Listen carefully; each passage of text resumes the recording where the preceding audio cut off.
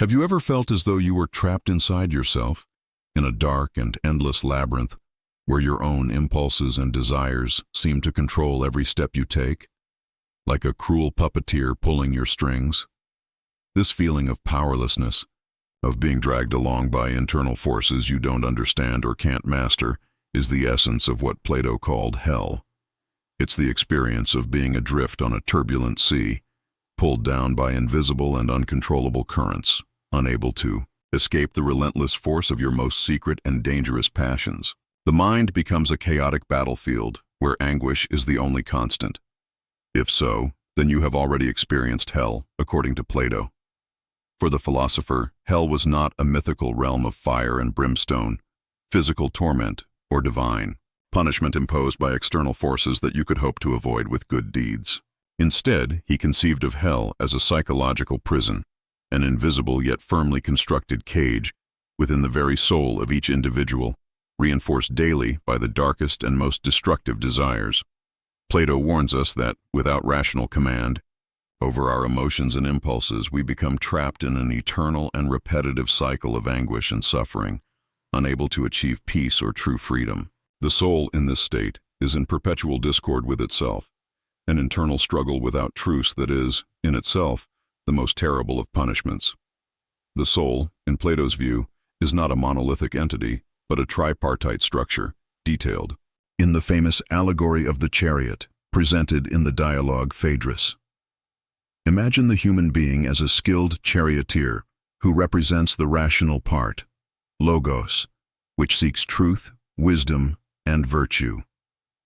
He is the guide, responsible for maintaining balance and directing the chariot toward the world of forms, the source of all knowledge and beauty. This charioteer doesn't work alone. He guides a winged chariot pulled by two horses. The first is the white horse, the spirited part, tumos, which represents courage, honor, and a competitive spirit.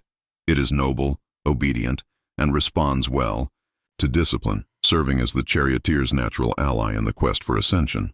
The second is the black horse, the appetitive part, epithumia, the lowest and most rebellious of the three, driven by intense, immediate, and almost animalistic desires, such as hunger, thirst, lust, and greed.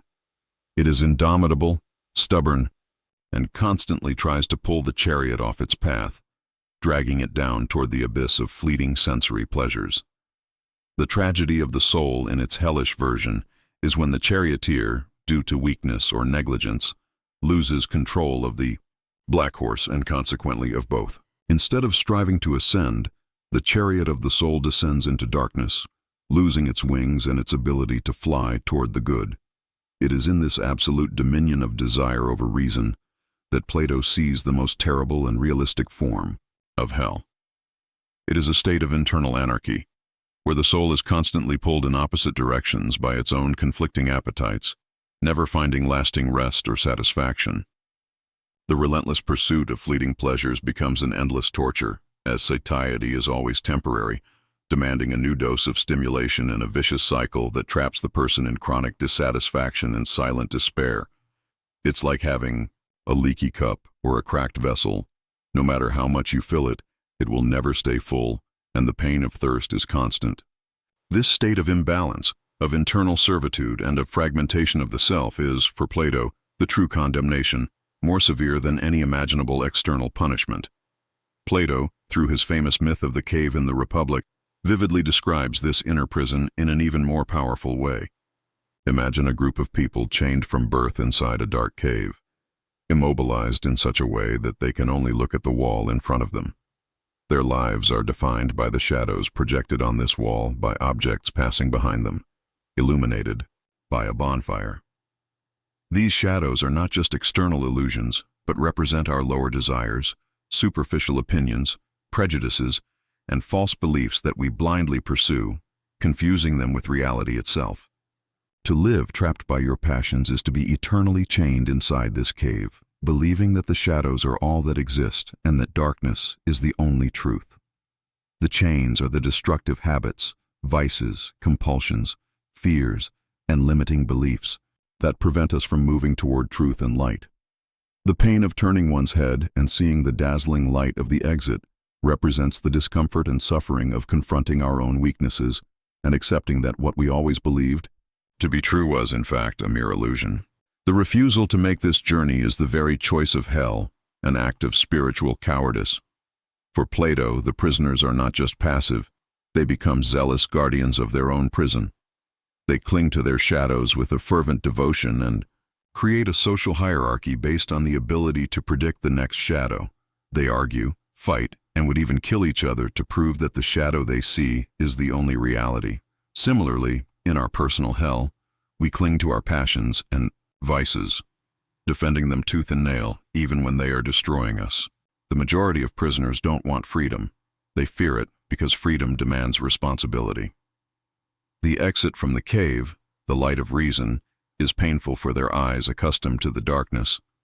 The prisoner who escapes is the philosopher, who dares to doubt the reality of the shadows and seeks the truth at all costs.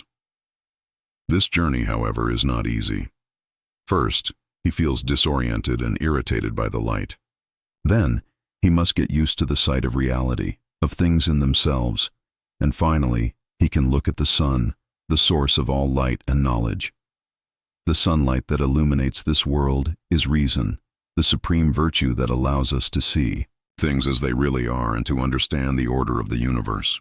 The journey out of the cave is the soul's journey toward self-knowledge and philosophy. It is a process of ascension, of gradual liberation from the chains of passion and ignorance, which leads us to true life. Those who remain in the cave, comfortable in their darkness and deluded by the shadows, are living in a state of servitude. They are prisoners of their own minds, of other people's opinions, and of momentary pleasures, unable to experience the true freedom that comes from self-mastery. Hell, therefore, is not a post-mortem destination, but the state of a soul that refuses to free itself and seek the light of reason. Ignorance, denial, and self-delusion are the flames of this personal hell, burning away the possibility of a full, virtuous, and truly human life. The person trapped in the cave is essentially a slave, not to an external master, but to their own disordered passions. So how does one escape this self-made hell? Plato answers with a disturbing simplicity and an implacable demand. Through self-knowledge, deep and constant reflection, and the courage to confront and understand one's passions instead of simply succumbing to them. The rational part of the soul, the charioteer, must awaken from its lethargy and take the reins of the chariot with firmness and determination. This is the only way to abandon the illusory security of the shadows and dare to ascend to the real world, where reason and self-control are possible. But Plato recognizes that this process is extremely painful and requires Herculean discipline. Freeing oneself from the prison of passions means facing one's deepest weaknesses, admitting one's most comfortable illusions, and enduring the shock of truth.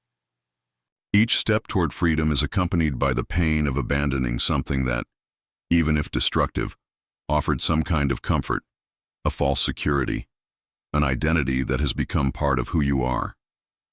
This is the true infernal journey, the pain of leaving behind the known, even if it is painful, and moving toward the unknown, where only the light of reason can guide you.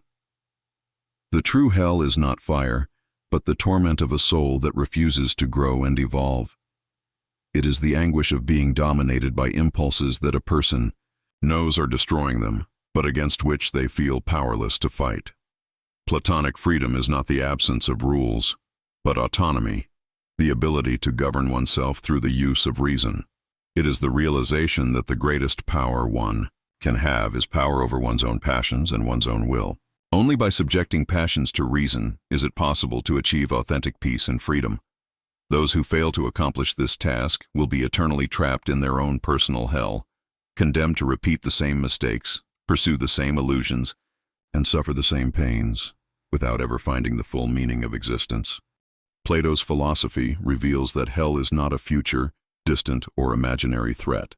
It is real, immediate, and present in the life of every individual who refuses to look deeply within themselves and confront their passions.